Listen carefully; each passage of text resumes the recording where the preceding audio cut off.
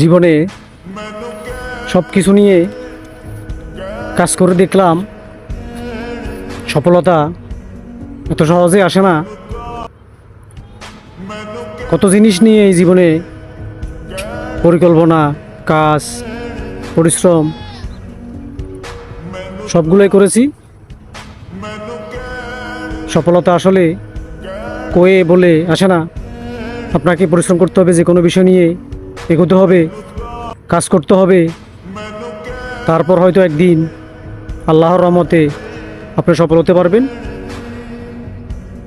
আপনাকে হাল ছেড়ে দিলে হবে না, যে কোনো বিষয় নিয়ে আগাতে হবে, কাজ করতে হবে, পরিশ্রম করতে হবে। অনলাইন, অফলাইন, ব্যবসা বাণিজ্য, খামার, সবগুলো নিয়ে আপনাকে কাজ করতে হবে। কোন দিক থেকে সফলতা আসবে আপনাকে বলে আসবে না। অন্তত 4-5টা বিষয় নিয়ে আপনি কাজ করবেন, একটা বিষয় নিয়ে আপনি এগোতে পারবেন।